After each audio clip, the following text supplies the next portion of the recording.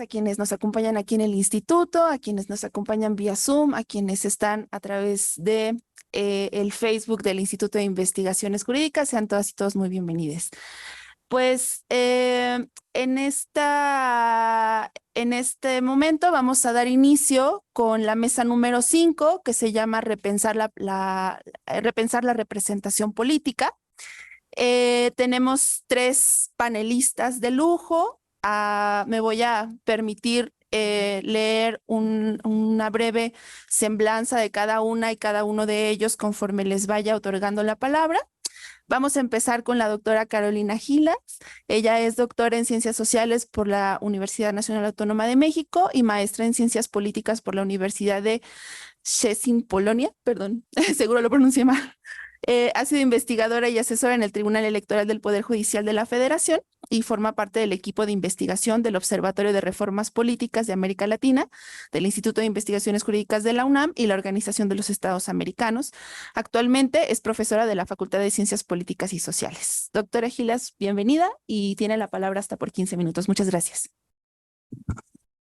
Muchísimas gracias. Muy buenas tardes a todas y a todos. Un gusto tener la oportunidad de sumarme a esta jornada, a la primera de esas 2 jornadas dedicadas aquí con colegas expertas y expertos al análisis de las propuestas electorales. Le agradezco muchísimo a mi querida doctora María Marván la oportunidad de estar aquí y poder platicar con ustedes un poco sobre estos temas.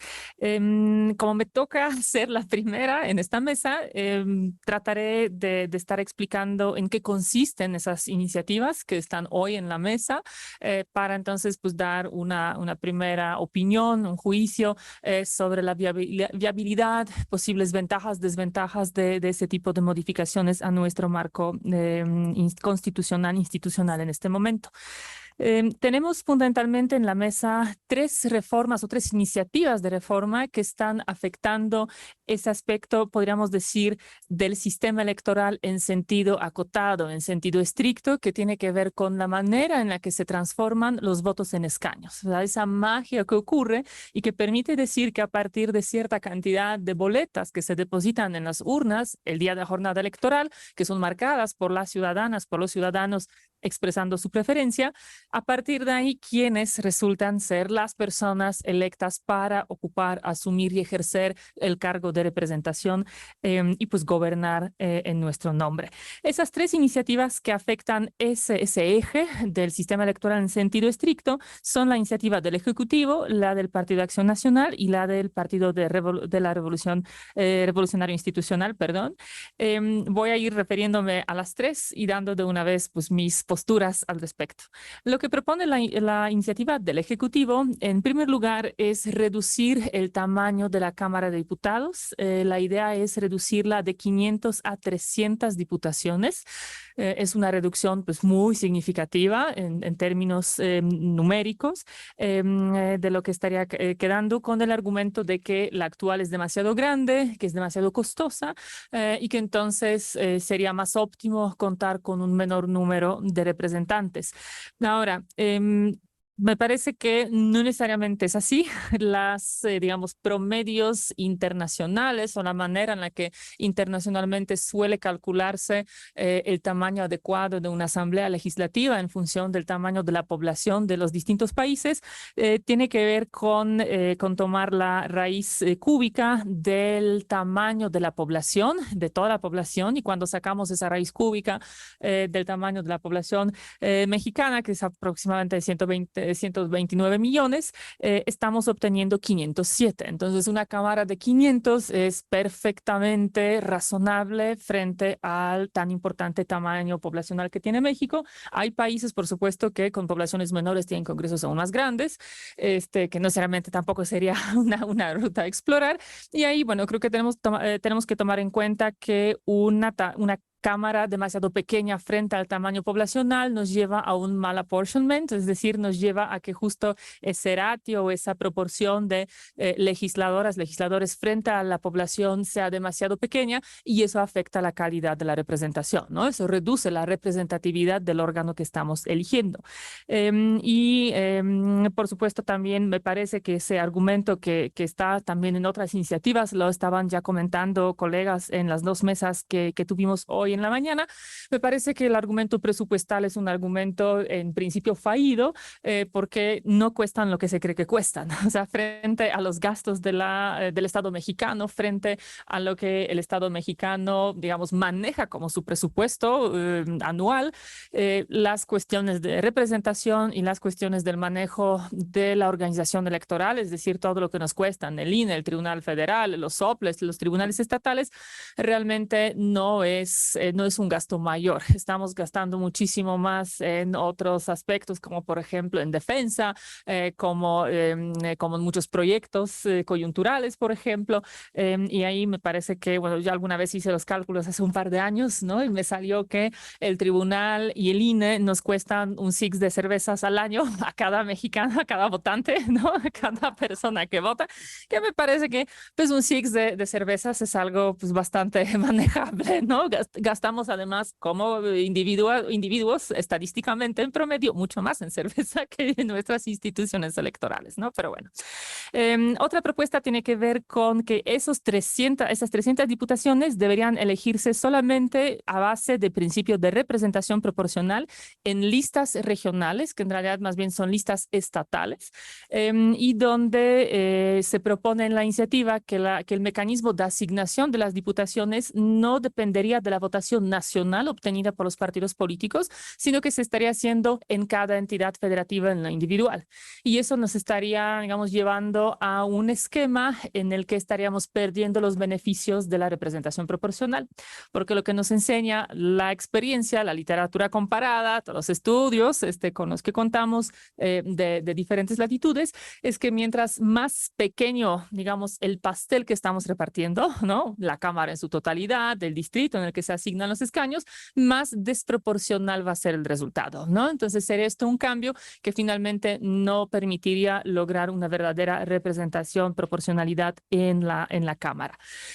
Otra propuesta que viene en la iniciativa del Ejecutivo es la de eliminar los escaños de representación proporcional del Senado, y ahí pues yo tengo que confesar que a mí siempre me ha parecido que era poco lógico tener escaños de representación proporcional en el Senado, porque el Senado en los países federales donde hay bicameralismo, la representación en ambas cámaras responde a lógicas diferentes. Usualmente la Cámara Baja es la que tiene que responder a la ciudadanía de manera territorial, debe representarnos a todas y todos nosotros, tanto territorialmente por las divisiones distritales y otras, como en términos de las preferencias pues, políticas, preferencias ideológicas, partidistas y demás. Y el Senado, a su vez, normalmente en los países federales, responde a una lógica de representación justo de las entidades federativas. Trata de ser o se constituye normalmente como ese órgano que no representa ya a la ciudadanía, sino que representa a esos entes, ¿no? Que se han juntado para dar pie a la existencia de la federación.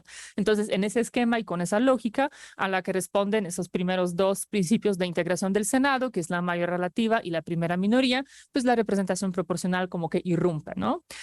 Lo que, habiendo dicho eso, también hay que asumir que eliminar esos escaños de representación proporcional va a tener consecuencias muy importantes para el sistema político y para el sistema partidista de México, porque llevaría inevitablemente a la reducción de las fuerzas políticas que lleguen a tener una representación en el Senado. No contaríamos con, porque los partidos, digamos, medianos y chicos, ¿no? Llegan al Senado justo por la vía de representación proporcional. Entonces, cuando la eliminemos, hay que reconocer que vamos a tener un Senado fuertemente dominado probablemente por una fuerza política. Hoy, con toda probabilidad, esto sería Morena, de hacerlo a unos cuantos años antes, eso hubiera sido el PRI, ¿no? Quién sabe quién eventualmente lo podría hacer dentro de unos cuantos años, ¿no? En la lógica del sistema político mexicano. Pero bueno, ese es un efecto que tendría seguramente esa presencia. En cuanto a la iniciativa del PAN, propone también varias cosas, propone fundamentalmente tres cosas. Primero, reducir el límite de sobrerepresentación. En la actualidad, los partidos políticos que integran el Congreso, la Cámara Baja, tienen que mantener cierta relación entre la proporción de votos y de escaños que obtienen, ¿no? Y ese margen de diferencia, ese como extra que pueden tener en escaños, no debe ser mayor a 8%. Lo que en efecto, en hechos, a nivel federal y a nivel estatal, lleva a un premio muy significativo para los partidos que ganan, para los partidos más grandes. Nuestro sistema de asignación, el sistema mixto, premia a los ganadores en la vía de mayoría relativa con escaños que se le puede dar por la vía de representación proporcional. Entonces, en ese sentido, me parece que la reducción del límite podría ser muy saludable porque permitiría manejar pues, las proporciones más similares en cuanto a la fuerza en el Parlamento frente a la fuerza electoral de los partidos políticos. Otra propuesta tiene que ver con una especie de lista de mejores perdedores para la asignación de escaños de representación proporcional. Lo que propone PAN es algo que existe en la Ciudad de México, es que haya dos listas, ¿no? Es que los partidos políticos registren pues la mitad, o sea, 20, si ahora tenemos circunscripciones de 40, la idea sería registrar a 20 candidaturas y que los otros 20, las otras 20, sean los mejores perdedores, es decir, sus candidatas o candidatos registrados por mayoría, pero que no lograron ganar.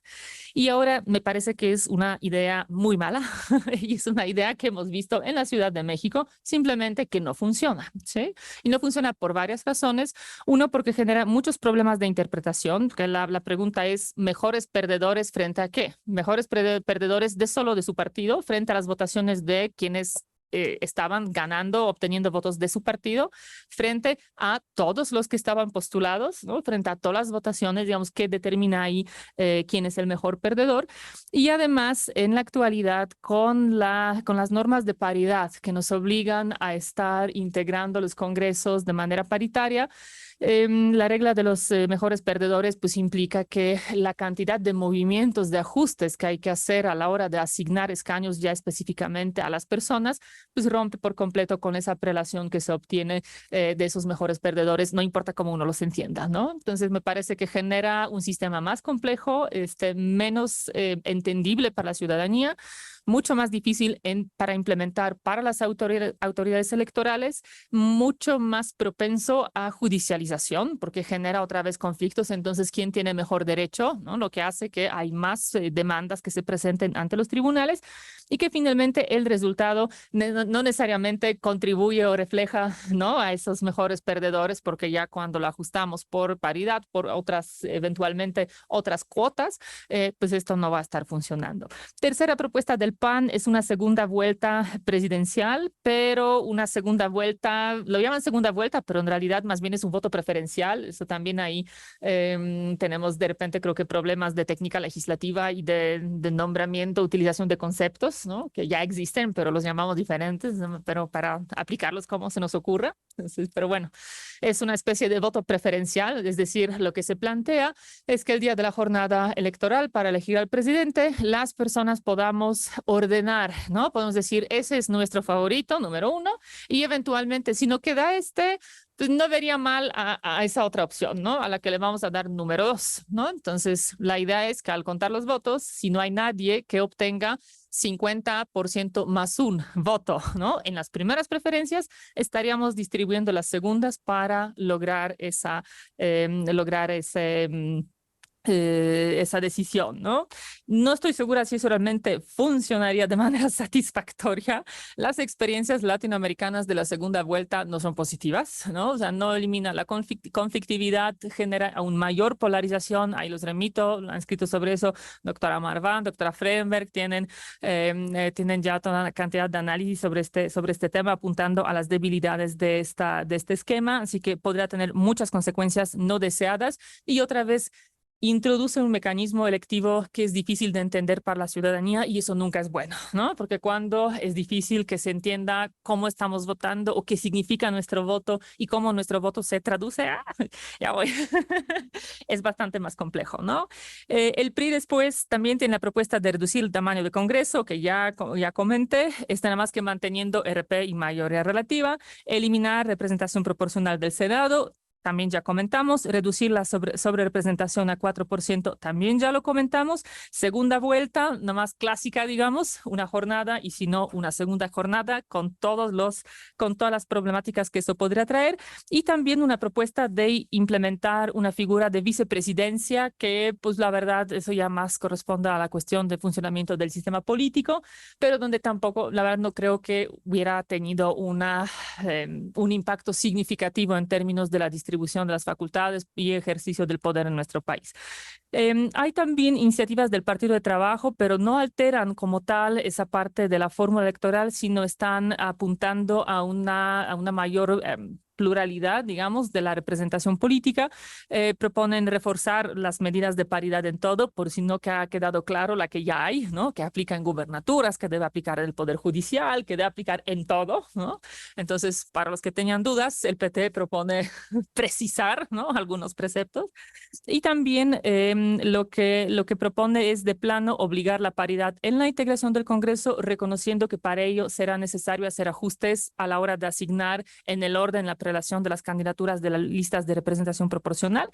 Y finalmente señala que las medidas afirmativas para otros grupos tendrían que estarse emitiendo por los lineamientos del INE mínimo 90 días antes del inicio del proceso electoral, lo que me parece en ese sentido al menos a temporalidad favorable. Ahora, para cerrar, yo creo que falta en todo lo que se discute, la mayoría de las propuestas realmente no tienen mayor lógica, no van a mejorar nuestra representación, no van a mejorar la manera en que funcionan las autoridades y creo que están dejando fuera dos aspectos que habría que reformar, donde habría que incidir desde el legislativo para ahora sí realmente mejorar nuestra representación. Y esos dos tienen que ver con lo siguiente. El primero me parece que es la discusión sobre justo la inclusión de los grupos históricamente subrepresentados. Creo que debería ocuparse de eso el Congreso y creo que esto debería quedar regulado a nivel constitucional. En particular, creo que tenemos una deuda enorme que sigue sin saldarse con las comunidades y pueblos indígenas de México, quienes deberían contar con una representación legislativa sólida a nivel nacional y que esa tendría que venir desde el arreglo constitucional. Y ahí me parece también que lo idóneo no son las cuotas, sino son escaños reservados. Yo creo que habría que tener una discusión sobre ello en primer lugar. Y en segundo lugar, creo que también deberíamos tener la discusión sobre posibles acciones afirmativas para otros grupos poblacionales que han sido históricamente excluidos del ejercicio de la política y creo que ahí habría que discutir qué grupos, en qué esquemas más efectivos ameritan esa adopción de algunas medidas especiales y qué medidas serían las más idóneas para garantizar su representación efectiva. Porque, a ver, no todo se resuelve con las cuotas, aunque hay que reconocer que para el Instituto Nacional Electoral pues tampoco tienen posibilidades de implementar ninguna otra cosa, ¿no? O sea, como es por la vía de lineamientos, lo único que puede hacer el INE son las cuotas, ¿no? Eventualmente con el apoyo del tribunal o algún ajuste, pero no puede implementar otro tipo de mecanismos. Entonces creo que eso es algo que tendríamos que discutir a nivel constitucional y resolver esa parte que tenemos pendiente. Y el segundo, creo que una eventual reforma sobre la fórmula electoral, sobre la parte esa estricta del sistema electoral de conversión de votos en escaños, tendría que ir más bien por mejoramiento del sistema mixto que tenemos, que se puede mejorar de maneras muy importantes. Creo que la mejora más importante tendría que ser la vinculación muy clara de las dos vías, de la de mayoría relativa y de la representación proporcional, donde la representación proporcional debería dejar de funcionar como un premio, como un botín extra que se le está dando a los partidos políticos ganadores en mayoría relativa, sino tendría que más bien ser una especie de equilibrio. Debería permitir equilibrar entonces la representación en el Congreso, la cantidad de escaños que obtienen los partidos políticos para que ésta se asemeje más a las preferencias electorales expresadas por la ciudadanía en las urnas. Estoy pensando aquí pues, en algo más similar al modelo alemán, ¿no? Donde hay dos boletas, donde la que determina el número total de los escaños en el Congreso es la de representación proporcional y que entonces por la vía de representación proporcional se les asigna la cantidad de escaños necesarias para que lo que obtuvieron por mayoría llegue a su tope, pero no a su tope más 4, más 8, o a ver qué extra te doy, sino a su tope que corresponde a la cantidad, a la proporción de votos que obtuvieron. Entonces creo que más bien esos tendrían que ser los dos ejes en los que eventualmente tendríamos que estar discutiendo una reforma. Perdón por extenderme y con eso termino. Muchas gracias, doctora Carolina. Y bueno, en el tema justamente de la inclusión de grupos subrepresentados, pues el INE ha estado intentando, ¿no? Y yo creo que justo lo que sucede ahora, por ejemplo, con pueblos indígenas, es una muestra de la necesidad de tener reglas claras, porque está un poco ahí ensayándose a prueba y error, ¿no? Lo cual genera incluso pues muchos costos extras, ¿no? Desde el exceso de judicialización, recursos en consultas que de pronto ahí tienen sus bemoles, ¿no? Yo creo que ese es un muy buen punto. Muchas gracias. Bien, ahora le voy a dar la palabra al maestro Arturo Sánchez. Él es licenciado en Sociología por la Universidad Autónoma Metropolitana, maestro y candidato a doctor en estudios latinoamericanos por la Universidad de Oxford. Fue consejero electoral del Instituto Federal Electoral de 2003 a 2010 y del actual Instituto Nacional Electoral entre 2014 y 2017. También ha sido docente e investigador en el Instituto Tecnológico Autónomo de México, en la Facultad Latinoamericana de Ciencias Sociales, la Universidad Nacional Autónoma de México, la Universidad Autónoma de México, el Colegio de México y el Tecnológico de Monterrey. Muchas gracias, maestro Sánchez, y le cedo el uso de la voz. Muchas gracias. Buenas tardes a todos.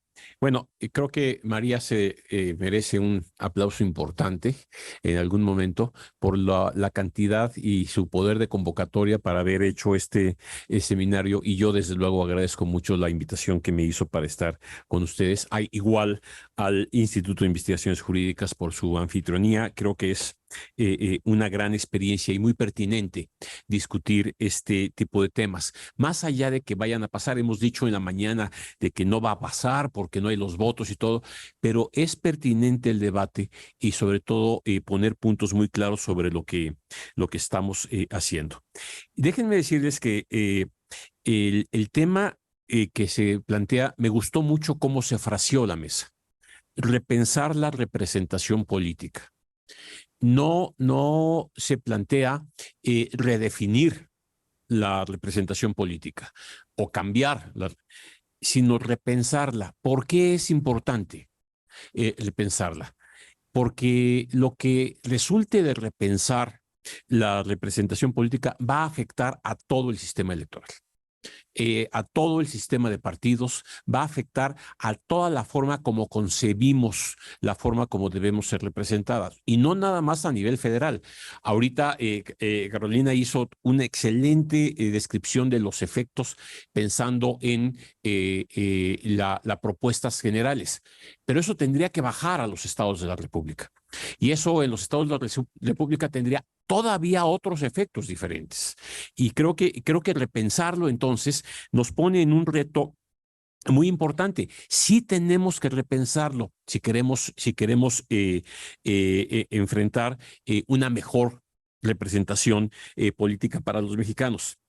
Pero la dimensión de la propuesta sí trastoca completamente. La reforma de 1977, ¿sí?, sería lo más cercano a lo que se está planteando ahorita en términos de transformación del sistema electoral mexicano. De ese tamaño es la propuesta que se está proponiendo, y a veces no lo vemos.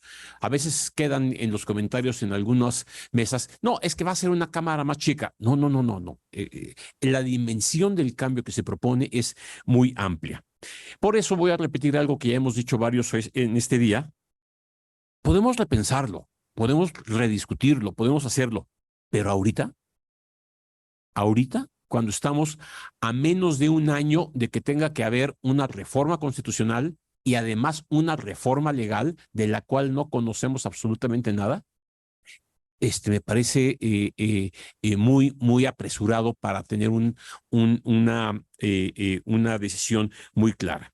Ya hay cosas que no voy a decir porque ya nos lo comentó ahorita Carolina. Lo único que sí creo que es importante es la pregunta que ella planteaba. ¿Es el tamaño de las cámaras el adecuado? Sí. Bueno, podemos pensar, esta fórmula de la raíz cúbica me parece muy interesante, ya es comparable en varias partes del mundo, pero este tamaño de cámaras ha funcionado. O sea, simple y sencillamente ha funcionado para la sociedad que tenemos y no nada más porque la fórmula se refiere mucho al tamaño de la sociedad y eso es muy importante, ¿sí? Pero también se refiere o también podemos incluir una variable adicional, que es el tipo de sociedad. Nosotros no somos un país bipartidista, ni tenemos las tendencias bipartidistas. Somos una sociedad muy plural en términos de partidos políticos, desde luego, pero también en términos de cultura, en términos de regiones, en términos de climas. Y la fórmula que se generó de una cámara de 500 personas para poder representar a toda la diversidad que hay en México, pues me parece que estamos bien. Me da mucho gusto que Carolina confirma que con esta fórmula teóricamente estamos en el límite adecuado. La pregunta es, ¿para qué reducirla? ¿Cuál es el objetivo? ¿Cuál es? Y no voy a repetir lo que dije. Si el argumento es para que sea más barato todo, no estoy de acuerdo. O sea, la democracia y la representación en este caso cuesta, porque necesitamos tener buenos representantes. Ahora, tenemos un sistema híbrido y que me parece muy importante considerarlo. Y aquí yo quisiera sumar 4 puntitos que hay que también tomar en cuenta cuando hablamos de la representación. Cuando hablamos de la representación, hoy en día, no en 1977, ni en todas las reformas que vinieron después, que nos platicó Pepe Woldenberg esta mañana muy bien, le hemos sumado la reelección. O sea, también podemos votar porque se reelijan algunos de los representantes. Sí. Lo cual un sistema de representación proporcional pura no necesariamente garantiza. Pero vamos a tomemos en cuenta que le sumamos la reelección a nuestras cámaras. Segundo, las coaliciones operan y funcionan. Y operan y funcionan de una manera muy curiosa. Hay una coalición electoral para llegar, pero ya que llegaste, te puedes olvidar de la coalición. Entonces, tomemos en cuenta que la representación que tenemos también incluye un funcionamiento de las coaliciones, parciales o totales o como todo lo que dice la ley al respecto. Tercero, por decisiones del tribunal y por decisiones que ocurrieron, ahora resulta que yo puedo votar por más de un partido en mi boleta para la Cámara de Diputados siempre y cuando los partidos estén coaligados. ¿De cuándo acá? Yo no sé cómo llegamos a esa situación, pero si queremos unas representaciones, porque yo creo en el partido en el que estoy votando. Ahora resulta que puedo dividir mi voto. Voy a votar por el PRI y por el PAN. Eso hubiera sido impensable hace algunos años. Sí. Pero esa es una realidad y la representación se compone también con esta variable. Cuarto, la sobrerepresentación que ya platicó Carolina y no quería yo dejar de mencionarlo. Ahora bien, no me aguanté las ganas y me puse a revisar a los clásicos sobre representación y agarré a Maurice de Bourdieu, que algo nos enseñó en su famosísimo libro de Instituciones Políticas y Derecho Constitucional, escrito hace más de casi 70 años o más, y nos enseñó una cosa que es muy simple. Un sistema de mayoría relativa tiende a generar un sistema bipartidista. Porque pues siempre va a haber el primero y el segundo lugar, y la siguiente elección, pues no va a ganar uno, y tienden a llevarte a un sistema bipartidista, un sistema de representación proporcional, facilite la participación de más partidos, como lo tenemos. Yo creo que precisamente por eso, elegir entre uno u otro es una decisión también de alto contenido político. Teóricamente está ahí, pero elegir entre uno y otro implica una decisión política. ¿Sí? ¿Qué es lo que queremos de la representación? ¿Cómo la queremos construir? Y esa es una decisión política y la tienen que tomar la mayoría y la tienen que tomar precisamente por eso como una decisión que implica mayorías en las cámaras. Ahora bien, ¿cómo llegamos aquí? Hubo el objetivo político en 1977 del régimen de ampliar la representación. Y por eso el señor Jesús Reyes Heroles decidió, pues, ¿cómo le hago para ampliar la representación 77, después de 68, después de una elección sin candidatos, más que solamente José López Portillo, lo que platicó Pepe hoy en la mañana. ¿Cómo le hago para ampliar la representación y no perder el poder? Pues el sistema híbrido que se generó desde 77. Acuérdense de la historia, bueno, no se acuerdan, yo sí, como decía Pepe hoy en la mañana, algunos sí nos acordamos, pero en 77 yo sí me acuerdo de aquel discurso de Jesús Reyes Heroles en Chilpancingo Guerrero, respondiendo el discurso de Rubén Figueroa, en donde nos anuncia una reforma y habla de este mosaico plural de mexicanos que requiere representación. A eso íbamos. ¿Por qué recuerdo este tipo de asuntos? Por lo que dijo Pepe, hubo consultas públicas. Hubo debates. Para septiembre y octubre, esto fue en abril, y para septiembre y octubre ya había acuerdos entre todos los partidos políticos y se presentó la reforma constitucional paralelamente a la ley. Justamente lo que dice Pepe, no puedes hacer un cambio constitucional si no le dices después a la gente cómo lo vas a aplicar. Hoy tenemos una propuesta de cambio muy profundo en el sistema de representación y no sabemos nada qué piensa el Estado sobre cómo lo aplicaría en una ley. Y eso es muy, muy riesgoso. Porque supongamos que se votara con todas las consecuencias que Carolina mencionó, con las que estoy de acuerdo. Y luego la ley, ¿qué nos va a decir? ¿Cómo se va a aplicar? Por eso es importante, por eso es el tamaño del reto de repensar la representación, porque tenemos que amarrar todos estos elementos. No repito cosas que dijo Pepe hoy en la mañana, pero había cosas muy interesantes. El PRI electoralmente no necesitaba la reforma del 77. Pero lo que generó el PRI votando esta apertura en la representación fue una cosa muy importante. Todas las reformas posteriores que tocaron temas de representación tendieron a ampliar la representación política. Cuando se amplió la Cámara de 400 a 500 diputados, ¿qué fue lo que ocurrió? ¿Sí? Pues en lugar de 100 de representación proporcional, que le garantizaba a la oposición el 25% de la Cámara, pasamos a 200. ¿Para qué? Para que cupieran más partidos. Porque rápidamente el sistema se dio cuenta que no nada más eran PRI y PAN, y PPS y PARM que medio que no contaban porque estaban siempre con el PRI. No, ya era el Partido Comunista, pero luego los socialistas, y luego el Partido Comunista se convierte en Socialista Unificado de México, y luego el de los trabajadores, y luego la derecha con el Demócrata Mexicano. Ante esta pluralidad, ¿qué necesitábamos? Más espacios de representación. Luego, cuando se incorporó la representación proporcional a la Cámara de Senadores, ¿qué ocurrió? Lo mismo, estoy de acuerdo con Carolina. Podríamos discutir si la Cámara de Senadores debe componerse con representación proporcional o no, pero el hecho es que la reforma amplió la representación. ¿Y para qué? Para que cubieran más partidos en la Cámara de Senadores, porque el PRI seguía ganando la mayoría. En el 2000 tenía 22 estados de la República. ¿Qué se necesitaba? Pues que hubiera mayor representación en el Senado. Tercero, cuando se incorporó la senaduría de la primera minoría, ¿sí? ¿Para qué la primera minoría? Ya era claro que 32 diputados iban a ser de la oposición. De la oposición en cada estado de la República. Bueno, otra vez, todo el esfuerzo fue, en todas las reformas, ampliar la representación. Y en ese sentido, los partidos gradualmente se fueron acostumbrando a varias cosas.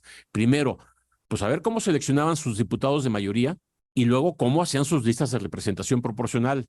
Y hay una cosa que me parece muy sabia, justamente para evitar el problema de la circunscripción estatal.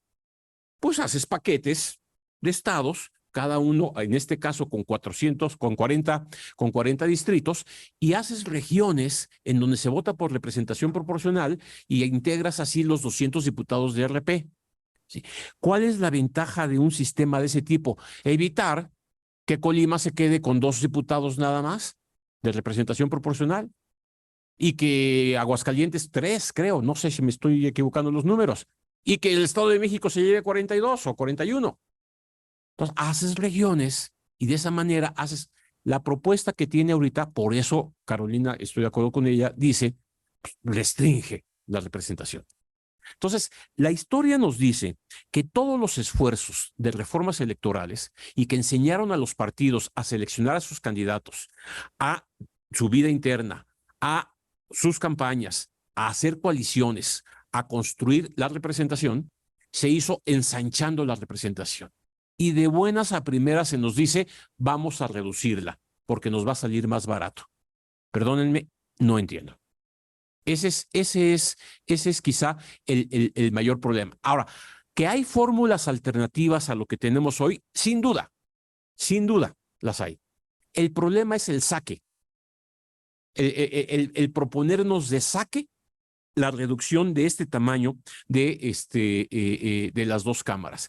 Y lo que más me apanica es algo que mencionaba yo al principio. Ahora, llevemos este mismo modelo, como supuestamente se generaría, a los estados de la República, ¿sí?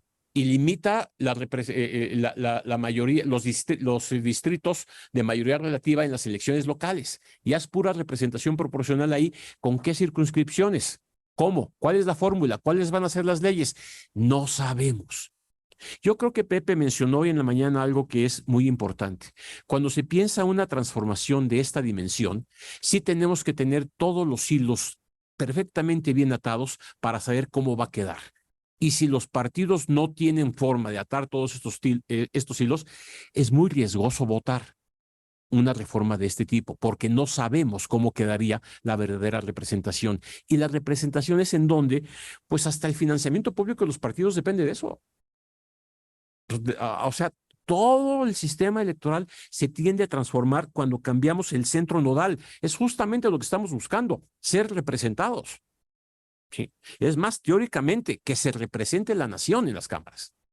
¿Sí? Y es ahí en donde tenemos entonces este tipo de problemas.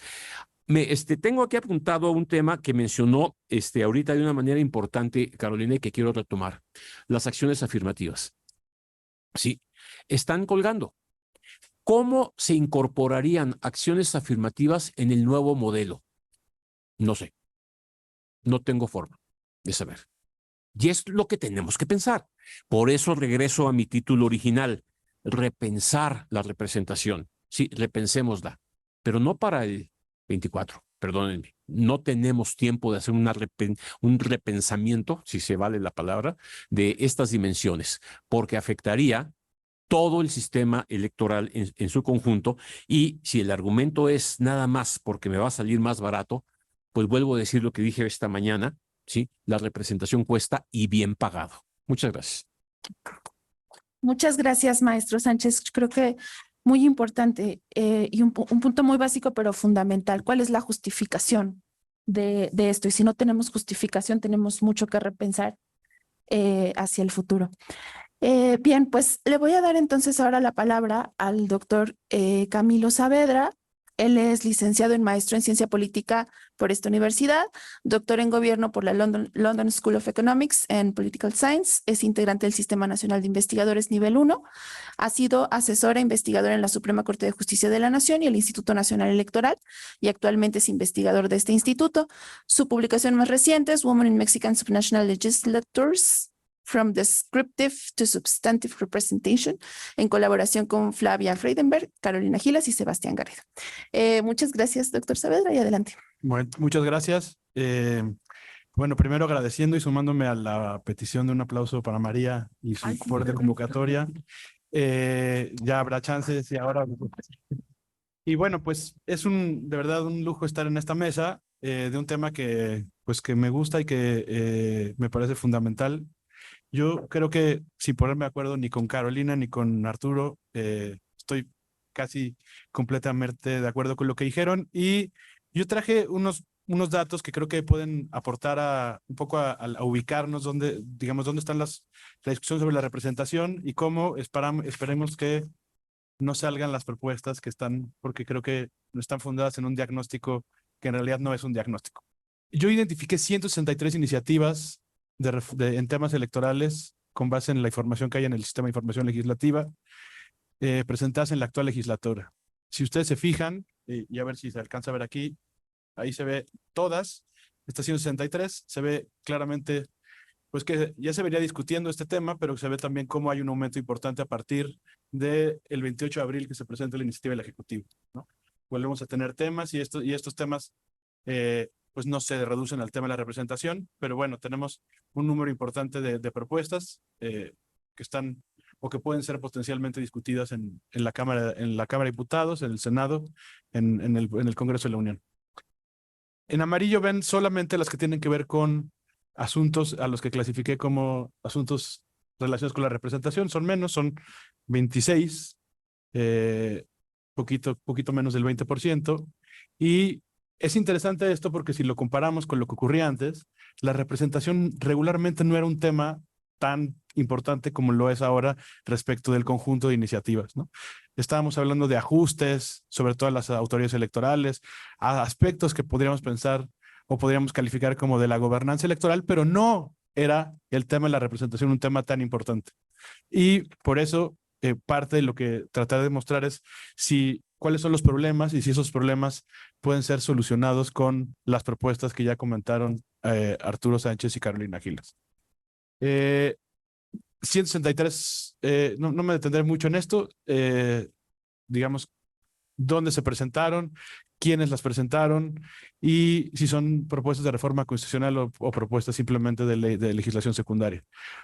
Quiero destacar obviamente aquí que el actor o la categoría de actores más importante ha sido Morena. Morena tiene distintas propuestas en muchos temas, y si vemos todos los temas, y si solo nos concentramos en la representación, en las 26 iniciativas de la representación, pues vemos que una proporción importante de las de Morena, pero también las de otros actores, justamente se concentran en el tema de la representación proporcional.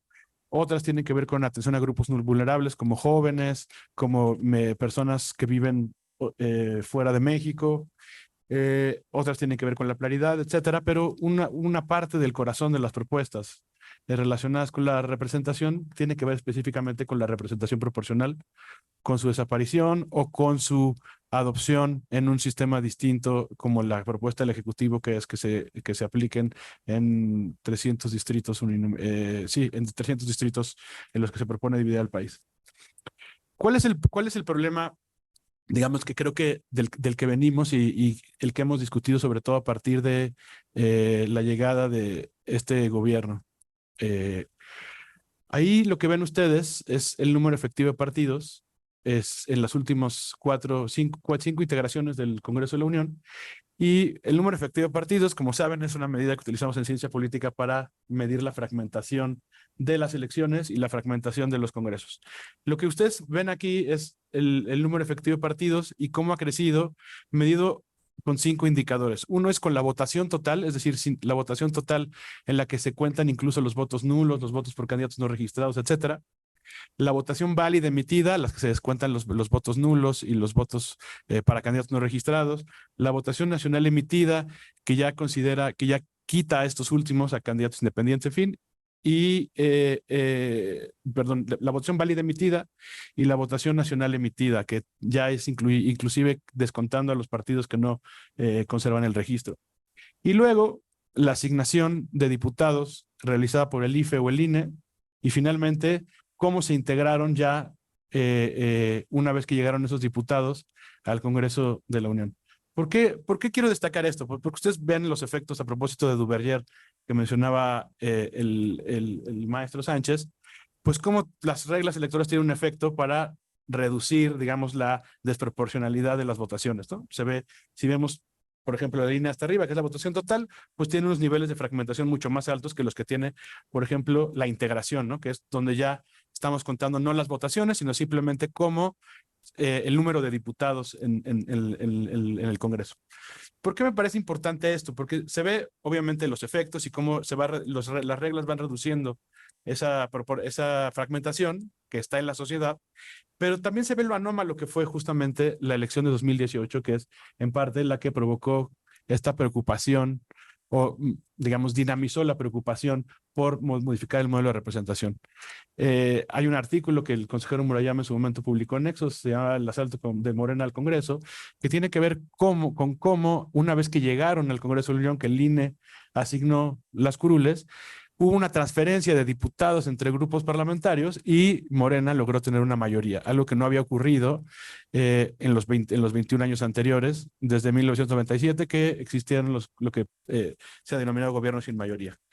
Pues bien, parte digamos, de esta distorsión tan importante que se observa aquí, donde estoy tratando de resaltar en la elección 2018, ya no la vimos tan claramente en la elección de 2021. Pues por las votaciones electorales y porque de alguna manera el INE tomó distintos acuerdos para evitar que ocurriera esa transferencia de votaciones utilizando la facultad reglamentaria sin que cambiaran las reglas. ¿Qué vemos entonces? Otra de las medidas que utilizamos en ciencia política para tratar de ver si hay mucha diferencia en las votaciones respecto de la asignación de diputados o entre las propias votaciones es esta cosa que se le llama índice de desproporcionalidad. Yo estoy utilizando uno en particular, el de un autor que se llama Gallagher. ¿Por qué traigo esto a colación? Porque se ve de nueva cuenta este efecto que generan las reglas, pero también lo anómalo que fue la elección de 2018 y la forma en que digamos, estas prácticas políticas de una vez que asigna el INE transferir diputados generan un altísimo nivel de desproporcionalidad si lo vemos simplemente medido por la asignación y la integración, que es la línea roja, ¿no? Veníamos en un nivel bastante bajo, es decir, la desproporcionalidad entre lo que asignaba el INE y lo que al final y la forma en la que al final se componía la Cámara de Diputados era bastante semejante. Y esto, digamos, se sale de control en 2018 y luego tenemos en 2021 un regreso a esos niveles. Insisto, el problema cuál es y por qué no necesariamente está basada en un diagnóstico las propuestas en general y menos aún la más influyente o más discutida que es la del Ejecutivo, que es ¿qué es lo que queremos solucionar y cuál es el problema? Queremos tener mayor, digamos, evitar los atascos o que no se tomen decisiones, pues esto no necesariamente es un problema. Llevamos 17 reformas a la Constitución, 17 decretos de reformas a la Constitución en este sexenio, que es una evidencia de que en realidad no hay tal cosa como un atasco en el sistema legislativo. Queremos ahorrar, que es otro de los argumentos. En conjunto, este año, tienen el poder legislativo, el Congreso de la Unión, es decir, la Cámara de Diputados más la Cámara de Senadores, un presupuesto de alrededor de 12,000 millones de pesos. Esos 12,000 millones representan 0.17% del gasto total del presupuesto. Es decir, inclusive si acabáramos con todo el presupuesto del Congreso de la Unión, no solamente con lo que ganan 200 legisladores, sino no tuviéramos Congreso de la Unión, tendríamos un ahorro marginal. Es decir, ese es otro argumento que es malo. Entonces, si no es ese ni es el otro, y tampoco es esto que se trata de enviarles, de hacer más proporcional nuestro sistema para que las preferencias ciudadanas se reflejen más claramente ahí, pues lo que vemos ahora es que estas propuestas de reducir el Congreso, que está a 300 diputados, pues tienen, digamos, poco potencial de resolver estos problemas de hacer más proporcional y de reflejar con mayor nitidez las preferencias ciudadanas. Eso no lo hace ni la propuesta del Ejecutivo, que tiene, digamos, aquí simplemente grafiqué la propuesta, cómo propone dividir al país en distritos y cómo es actualmente. Las propuestas del PAN que proponen transformar o reducir del PAN y del PRI, me parece, reducir las reglas de sub y sobre representación, la cláusula de sub y sobre representación que venimos arrastrando hace años y que hemos aplicado en las últimas 8 procesos electorales en los que ustedes ven ahí, 97, 2003, 2009, 2012, 2015 y 2018. En la más reciente elección no se aplicó. Y las propuestas, por ejemplo, que tienen esta idea de reducir la cláusula de 8 a 4, ¿no? Tendríamos ahí, intenté hacer un ejercicio para ver qué hubiera ocurrido si se hubiera aplicado la cláusula de sub y sobre representación en 4%. Por ejemplo, hubiéramos tenido un descuento mucho más importante en 2018 de casi 30 diputados al Partido del Trabajo y no uno de poco menos de 10 como ocurrió. Es decir, todos estos son ajustes que se pueden hacer al modelo que tenemos. pero para tratarlo de hacerlo más proporcional, para tratarlo de mejorar, pero que no necesariamente implican un cambio radical como el que sí proponen, como el que sí se proponen y que generarían las propuestas y que ya mencionaba el consejero Sánchez, que sería casi una propuesta tan grande como la de 1977. Entonces, bueno, ya hay más datos ahí, pero no me quiero extender. Creo que ya el punto lo hice, que es el diagnóstico. Creo que es inexistente en muchas de las propuestas. Las soluciones aparentes no son soluciones a los problemas que al menos observo yo y que se plantean explícita e implícitamente, ni el dinero, ni la toma de decisiones, ni el tema de mejorar o hacer más nítida la representación.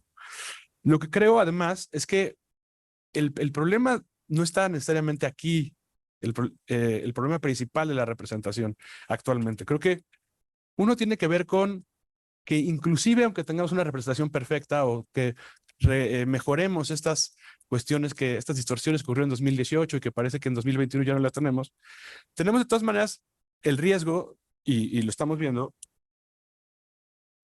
de que los decretos y las decisiones del Ejecutivo sean cada vez más importantes y sobrepasen esto que ocurre en el Legislativo. Tenemos signos muy, muy graves como los decretos y acuerdos relacionados con la Guardia Nacional, y que en general, independientemente de las reglas y de todo esto que podemos discutir de los cocientes y de cómo se integra el legislativo, pues básicamente pasan o pretenden pasar por encima de las decisiones que toman las fuerzas políticas en el legislativo.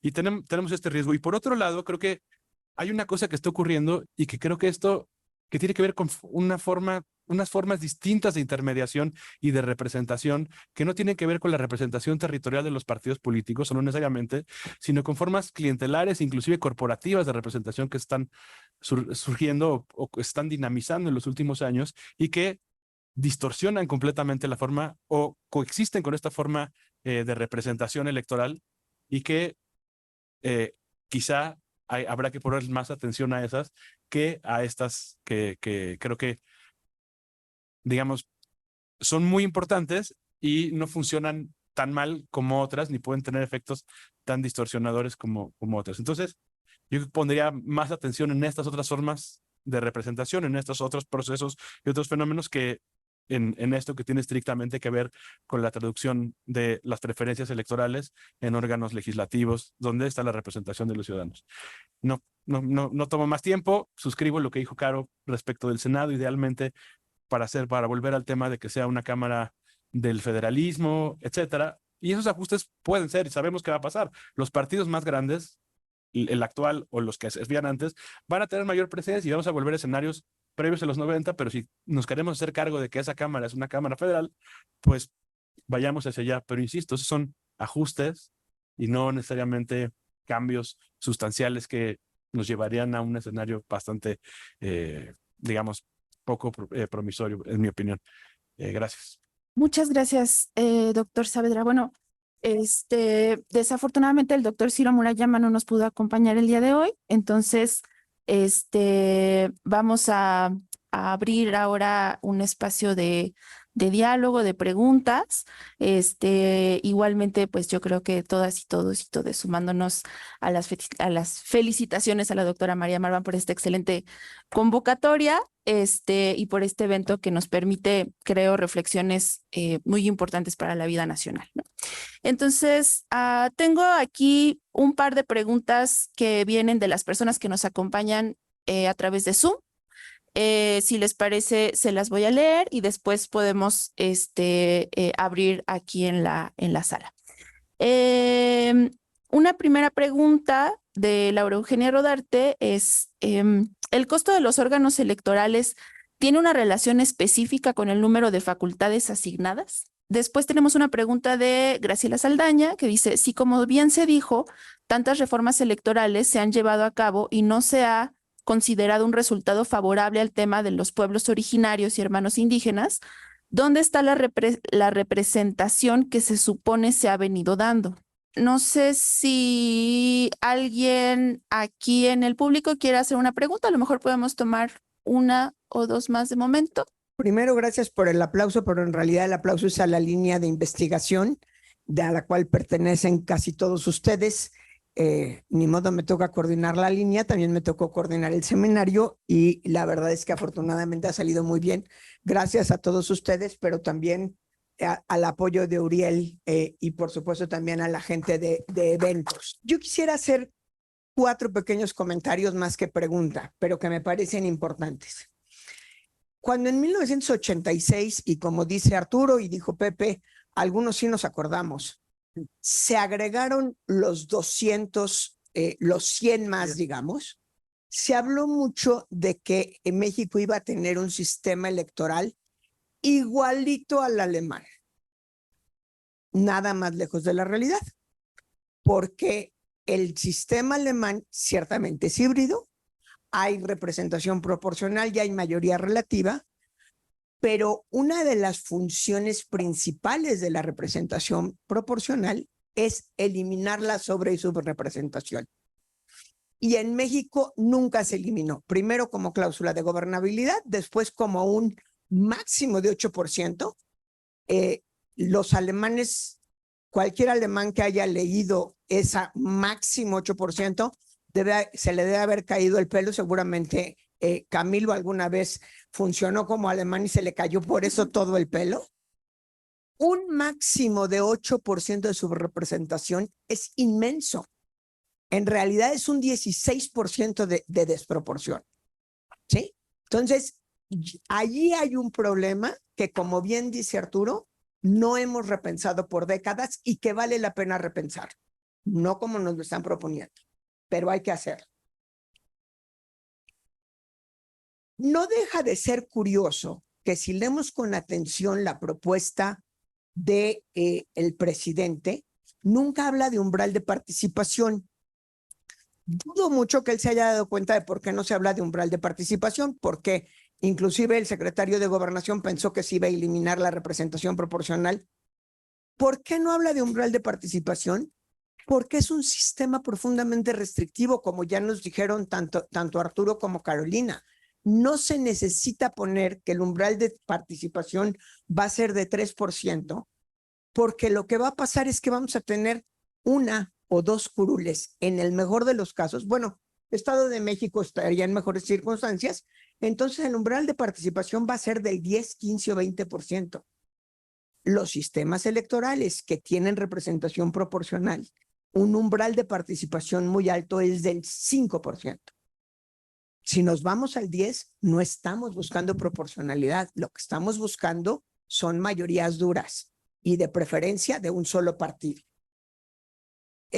Yo creo que las reglas de coalición deberían de ser más estrictas y más honestas.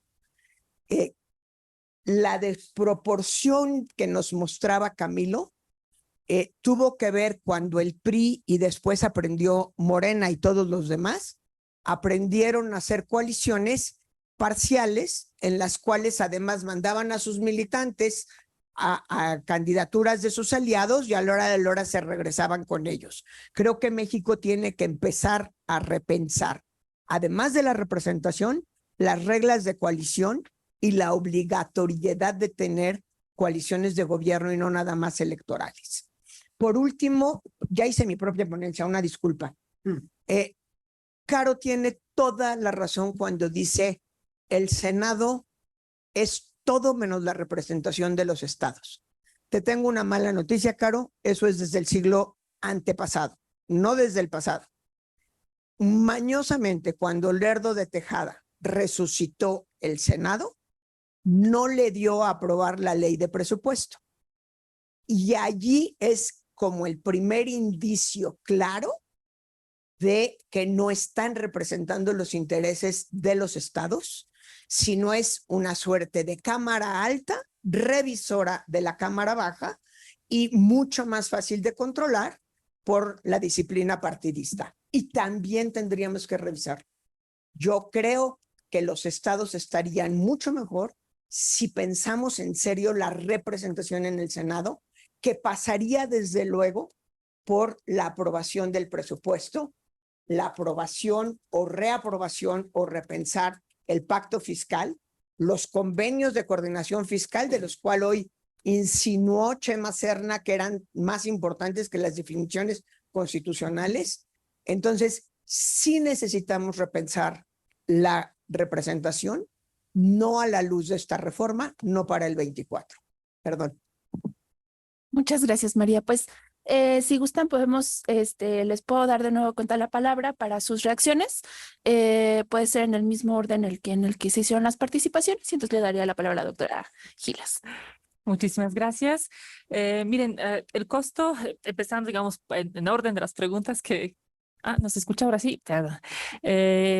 Empezando en el orden de los planteamientos, el costo de los órganos sí tiene relación con las facultades que tiene asignadas, pues tiene que, ¿no? O sea, uno no puede cumplir todas las funciones o un número indeterminado de funciones con 3 pesos, ¿no? O sea, si tus funciones son extensas, crecen, incrementan, tanto en cantidad como en complejidad, pues naturalmente vas a necesitar un mayor presupuesto por muchas razones. Uno, porque vas a necesitar, por ejemplo, un mayor número de personas a cargo, ¿no? O sea, cuando la tarea de fiscalización se nacionalizó, cuando se estableció ese sistema con reforma en 2014 que obliga al INE a fiscalizar en vivo, en línea, en directo, ¿no? En días, pocas semanas después de la jornada electoral, pues obviamente pues eso implicó que el INE necesitó gente que pueda hacer eso, ¿no? O sea, eso no lo puede hacer 1, ni 2, ni 3, ni 5 personas, ¿no? Si estamos pensando en fiscalizar decenas de miles de campañas, ¿no? Y sí son decenas de miles porque cada una candidatura a cada un cargo popular de diputaciones, senadurías, presidencia, sin contar lo estatal, por supuesto que implica una campaña, ¿no? Entonces, en los años de concurrencia, bueno, estamos ya en concurrencia eterna y cada vez más fuerte, pues son 28, 30, tantas miles de campañas que hay que fiscalizar. Si eso implica necesidad de tener un presupuesto más alto, por supuesto que sí, ¿no? Lo que ya se ha dicho mucho en diferentes foros hablando sobre las facultades del INE y los costos de la operación de las autoridades electorales. Nuestro INE hace muchas cosas que en otros países hacen otras instancias de gobierno, ¿no? Por ejemplo, en muchos otros países hay una identificación nacional, ¿no? Que emite Secretaría de Gobernación o una otra instancia similar, ¿no? El costo en muchos otros países no está en lo electoral, está en el gobierno, ¿no? En la administración pública. En nuestro caso está en lo electoral y no es un costo menor, ¿no? Si ustedes revisan la parte del presupuesto del INE, bueno, que la mayor parte son en realidad dinero de los partidos políticos que tiene que ver con las prerrogativas, ¿no? Es más del 60% de lo que recibe el INE va para allá. Y de lo demás, de lo que sí son gastos del INE, la mayor parte se lleva el registro, ¿no? Se lleva el registro de electores y la emisión de las reposición de las credenciales.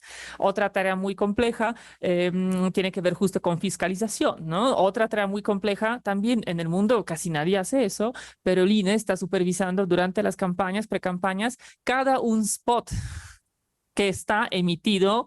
No importa si sea en la televisión de Radio Nacional o sea en la cadena ahí que nada más a 3 cuadras, pero mientras esté registrada y tiene que transmitirlos, tiene que estar revisando todo eso. Entonces eso no se hace gratis, ¿no? Entonces sí, por supuesto, mientras más funciones y mientras más alta la complejidad de las funciones, los recursos que se necesitan, materiales, humanos, económicos para poder desempeñar esas funciones, naturalmente van a ser mayores, ¿no? Entonces, esperar que el INE pueda hacer todo, pueda hacerlo tan bien como siempre lo ha estado haciendo, como lo está haciendo, pues pasa, como decía Arturo hace rato, ¿no? O sea, eso cuesta. Sí, claro que eso cuesta. Si eso es lo que necesitamos, si eso es lo que queremos para garantizar la equidad, para garantizar la confianza, para garantizar la estabilidad, bueno, pues esos son los costos, ¿no? Y ahí hay que reconocer que seguimos con altos niveles de desconfianza en nuestro sistema político, que los propios actores políticos están fomentando constantemente, ¿no? Que yo siempre los veo como en esas caricaturas que uno veía de niño, donde estaba sentado alguien en el árbol, ¿no? De frente al tronco y estaba cortando por aquí la rama en la que estaba sentando, ¿no? Desde mi perspectiva, cuando los partidos políticos, cuando las personas electas están cuestionando la validez, la legitimidad de los procesos a través de los cuales fueron electas, pues es como en la caricatura, ¿no? Estar cortando ese tronco en el que ellos están, ¿no? Están sentados. ¿Qué sentido tiene? Tiene otros sentidos coyunturales, pero pero el impacto que tiene a mediano o largo plazo sobre la estabilidad política, sobre la calidad de la democracia que tenemos es por supuesto nocivo. Segundo, en cuanto a la representación, pues a ver, la representación pues nunca es perfecta, siempre es perfectible, como todo el diseño institucional y quizá como todo lo que hacemos seres humanos, ¿no? Siempre aspiramos a la perfección, pero nunca la logramos. Bueno, quizá algunas grandes obras de arte, ¿no? Están en ese nivel, pero normalmente lo que hacemos seres humanos nunca está perfecto y siempre es muy perfectible. En ese mismo sentido, la representación política, que en nuestro país pues tiene varias deficiencias de las que hemos estado hablando aquí todos, que tienen que ver con justo cuáles son los objetivos, ¿no? Es lo que preguntaba Arturo, que decía Camilo, ¿para qué? ¿No? ¿Qué se busca con estos cambios? Y en ese sentido, con algunos de los cambios de lo que han estado platicando en la mañana, Pepe Woldenberg, hace un momento, Arturo, María, toda esa idea de las reformas que fueron abriendo la representación, también hay que reconocer que estaban abriendo la representación solo a ciertos grupos, ¿no? Que la clave era primero los partidos políticos, ¿no? Era abrirlo a otros partidos políticos que no fuesen el partido hegemónico, que le permitieran al menos dar como una apariencia de la democracia, de la pluralidad en el sistema político mexicano, que es lo que buscaba PRI para legitimar el sistema y legitimarse a sí mismo hacia adentro y hacia afuera. Pero necesariamente eran propuestas para mejorar la representatividad que en muchos sentidos nos interesaría como la ciudadanía, ¿no? Que tiene que ver justo con quiénes están ahí, con esa idea de la representación descriptiva de Pitkin, ¿no? Que dice debe haber semejanza, ¿no? Entre cómo está conformada nuestra población y entre cómo está conformado nuestro órgano representativo, nuestro Congreso. Y por mucho tiempo esa semejanza no ha estado en el centro, ¿no? Empezó a hacerlo, empezó a articularse sobre o tratando de buscar una representación política de las mujeres. Esa mitad de la población que también, pues durante mucho tiempo, ustedes saben, fuimos excluidas de la participación del poder.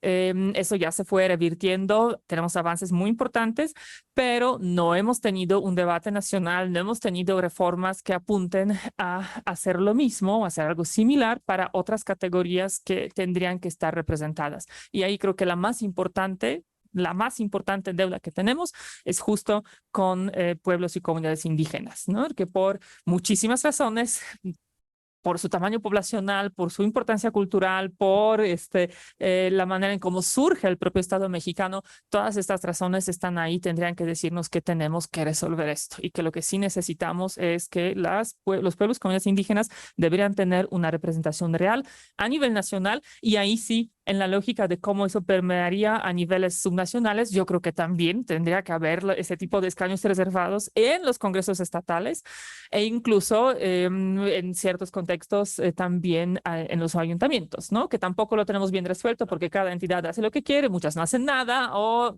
el ecatopardismo mexicano, cómo hacer cambios para que nada cambie, ¿no? Para que todo siga igual y para que el reparto del poder siga igual y siga en las manos de quienes, ¿no? De la mayoría que siempre lo ha ostentado. Entonces creo que ahí sí, por supuesto, tenemos como mucho por delante para plantear las mejoras, pero creo que otra vez necesitamos un debate serio nacional, tomarnos esa responsabilidad muy de lleno de frente y muy seriamente.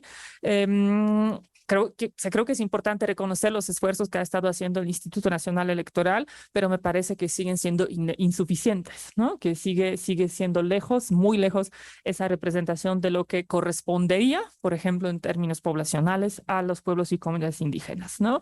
Y bueno, pues María, todos los puntos, ¿no? que decir con tu comentario. Estamos muy lejos del sistema alemán, ¿no? Ojalá fuese algo más cercano al sistema alemán. No será ni siquiera tan fácil acercarnos, ¿no? Digo, tan difícil, perdón, acercarnos.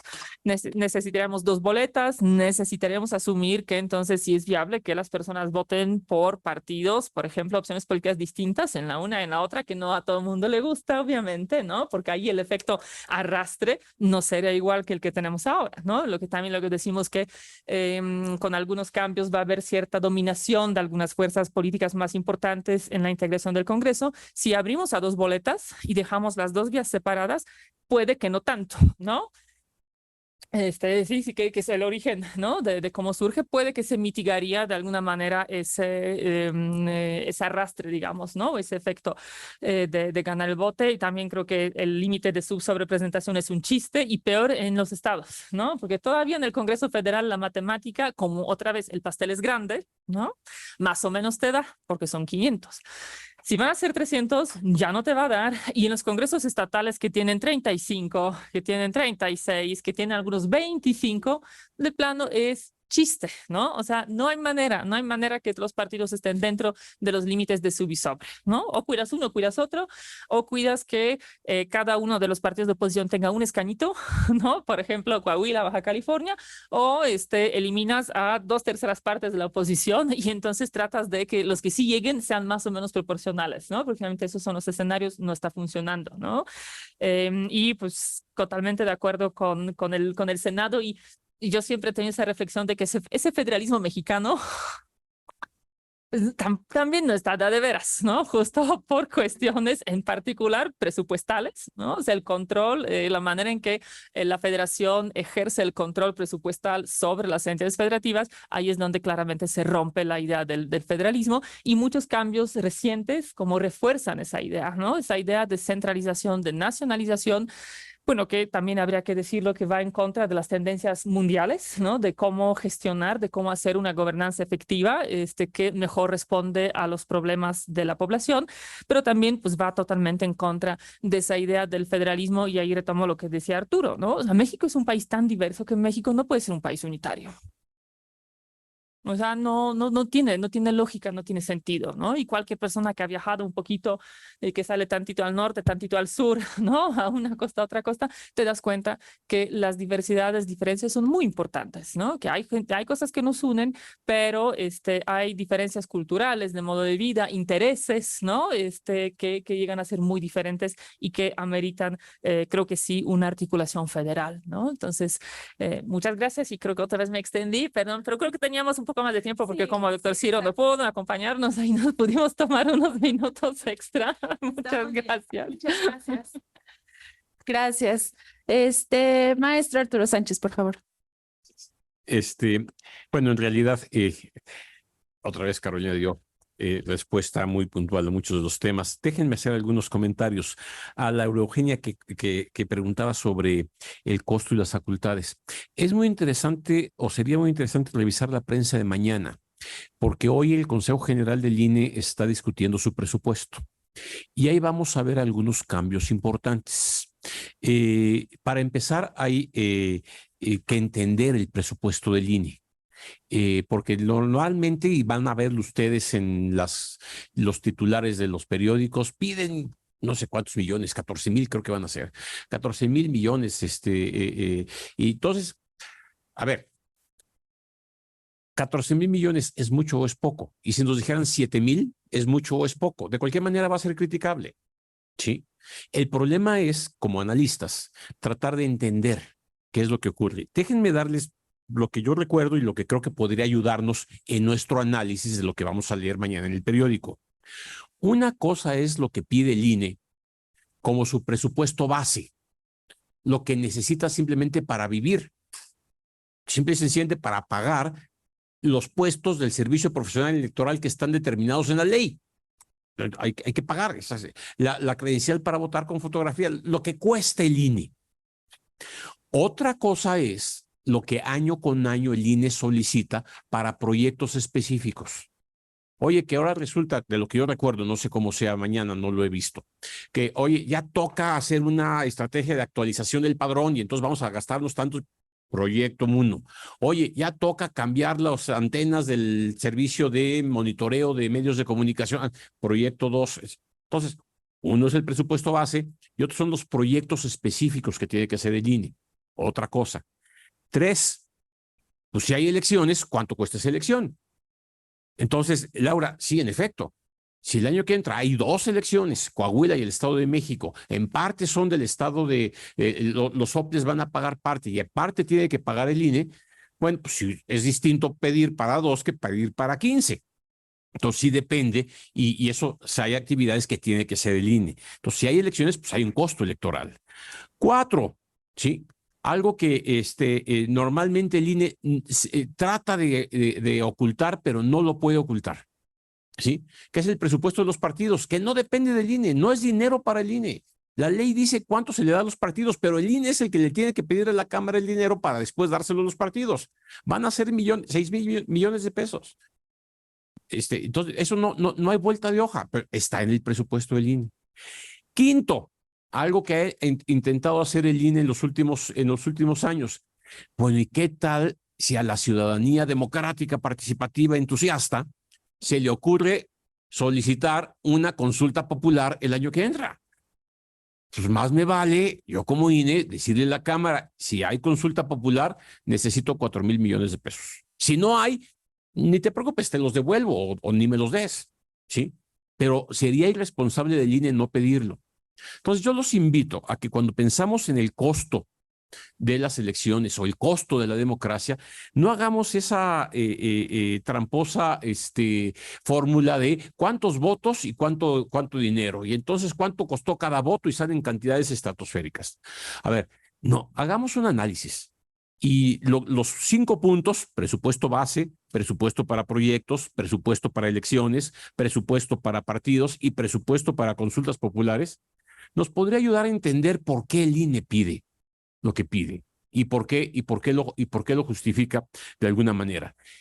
Distinto a lo de los tribunales, ¿sí? Distinto a los de los soples, ¿sí? Esto nada más estoy hablando del INE, pero si nos interesa el tema, Laura, pues entonces pensemos en un análisis así de integral y sí depende del tipo de funciones que se desarrollan. ¿Por qué cuesta mucho a veces? Pues porque tenemos desconfianza. Si estuviéramos en Canadá, con la credencial de la UNAM, yo podía votar. Estamos en México, tengo que tener una credencial para votar con fotografía, que tiene que tener un registro que está en todos lados y que cuesta. Cuesta, no sé, la última cifra andaba entre 25 y 30% del presupuesto del INE, porque cuesta hacer la credencial para votar con fotografía.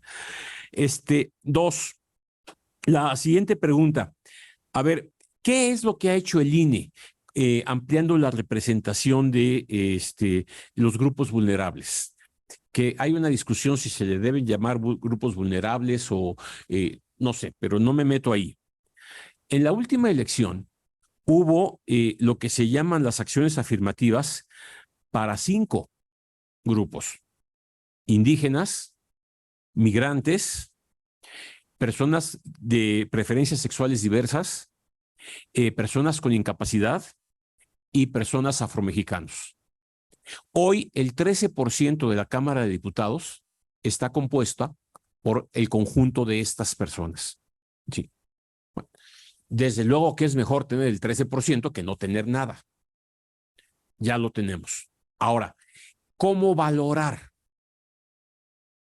Carolina menciona, bueno, ¿cuántos indígenas tenemos y cuál es la proporción que debiera haber en la representación en la Cámara? Es quizá un poquito más fácil, no crean que tanto, pero un poquito más fácil contar a los indígenas. Aunque, ¿cómo te inscribes para ser candidato indígena? ¿De qué depende? ¿Cuáles son los criterios? La prima del presidente es indígena. Así ocurrió, ¿sí? Entonces, ¿cuáles son los criterios para definir? Entonces, ahí tenemos varios problemas. Hay que trabajar. Eso es lo que me gustó de la frase repensar la representación. Y es cuestiones que no se han hecho y que tenemos que hacer. Pero hoy tenemos el 13% de la Cámara de Diputados compuesta por estos diversos grupos, cosa que me da gusto y creo que es importante hacerlo. De los temas que mencionaba María, nada más me voy a detener en uno, que es el de las reglas de coalición. Es absolutamente cierto. Tenemos que tener mucho más rigidez en lo que significa el compromiso de 2 partidos que firman un convenio de coalición para poder operar y buscar representarnos. Es muy importante. Lo que el sueño dorado es que conformen gobiernos de coalición, previstos antes de, no ya que gané, qué chiste. Sí, no, el chiste es, planteémonos como coalición, ofrezcámosle a los ciudadanos mexicanos que el partido A, B y C, si ganan en el Congreso, van a tener una coalición para proponer esto. Órale. y en la Cámara se comportan así. Yo creo que tenemos que ser, y comparto completamente la idea al respecto. Nada más mencionar que en la representación, la iniciativa presidencial también cambia la composición de los ayuntamientos. Y no se nos olvide que en los ayuntamientos también hay representación proporcional. Entonces, ojo, no nada más cambiamos cuántos integrantes debe tener cada ayuntamiento, sino al cambiar eso también estamos cambiando cuántos de representación proporcional desde el centro, lo que se decía hoy en la mañana, perfectamente centralizando una decisión que yo ahí sí creo debe seguir siendo estatal. Voy a dar dos datos más que me parece, bueno, dos argumentos más que me llaman la atención. ¿Por qué la iniciativa presidencial no dice una palabra sobre la fiscalización y sobre la rendición de cuentas? Sí me preocupa mucho. Sí me preocupa mucho porque sí dice reducirle el dinero a los partidos políticos. A mí sí me preocupa que no nos preocupemos por la rendición de cuentas y la fiscalización, que son dos cosas distintas. Una cosa es que se metan a tu chequera y te pongan a meter en orden, y otra cosa es que te pidan cuentas por la responsabilidad que tú tenías. Bueno, ni de ninguno de los dos temas se habla justamente cuando lo que queremos es fortalecer el sistema de partidos. Me llama la atención. Y tampoco hay muchas, porque aquí entre nos, muy democráticos todos los partidos, los 7 que están y todo eso, pero a nadie le gusta que se metan a tu cocina a ver qué tan limpios están los trastes, ¿sí? Y los propios partidos, pues tampoco se van a poner una soga al cuello.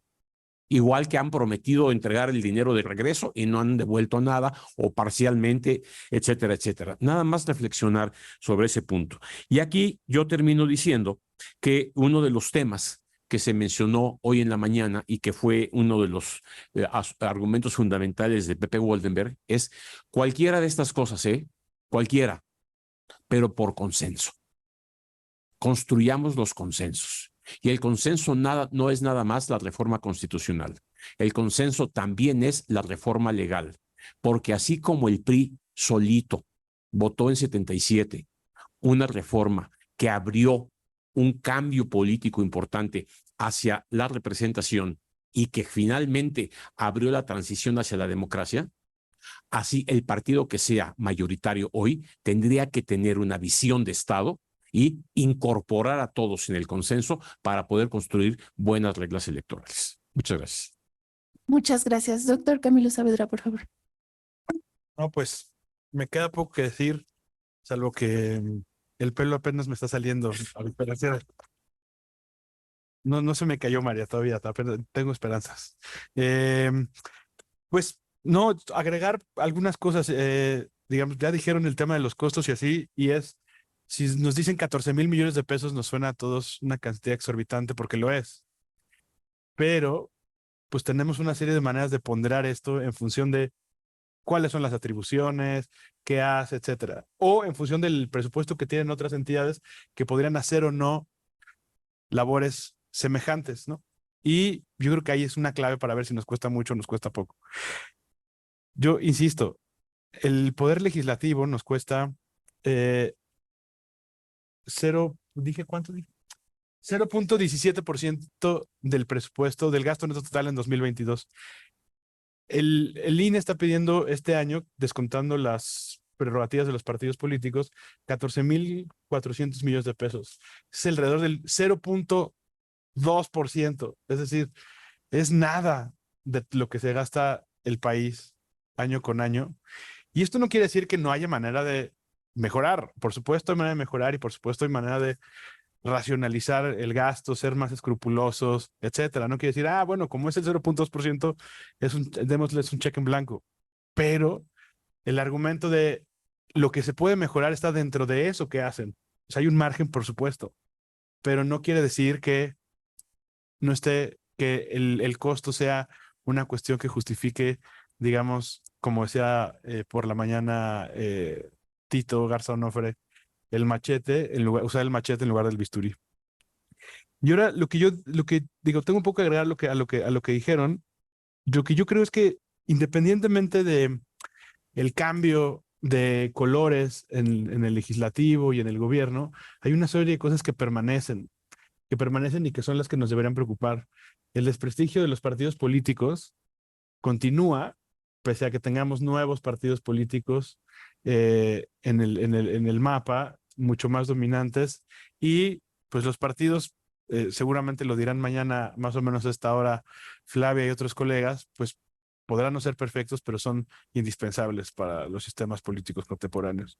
La desigualdad no se reduce, no se transforma, y digamos el margen y el caldo de cultivo para ciertas prácticas sigue estando ahí.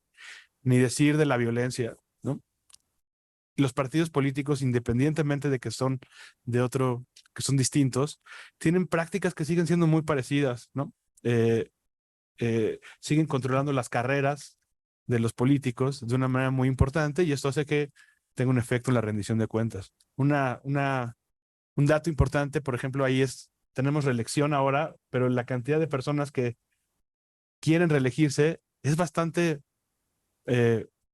proporcionalmente es bastante limitada respecto de lo que uno supondría. ¿Esto por qué? Pues porque al final las carreras de las personas que están o que tienen una carrera política sigue dependiendo de las dirigencias partidistas. La reelección hizo poco en eso. Es decir, tenemos una serie de conductas como esta de las transferencias de los partidos que comenzaron el PRI y el Verde, y que Morena, como les traté de mostrar hoy, perfeccionó, por lo menos en 2018, continúan. Es decir, no se trata de pensar en una reforma en función o que tenga como un remitente particular, porque ahora sea Morena o antes fuese el PRI o el PAN, etcétera, sino porque hay una serie de cuestiones que son propias de cómo funciona nuestra política, que continúan, pese a que tengamos otros colores, y son en las que tendríamos que estar pensando cómo resolver, y no necesariamente estar pensando en si hay o no remitente de las propuestas de reforma, porque sabemos que nadie esperaba que hoy tuviéramos, digamos, la hegemonía, bueno, el dominio tan importante que tiene el partido en el poder hace 5 o 6 años.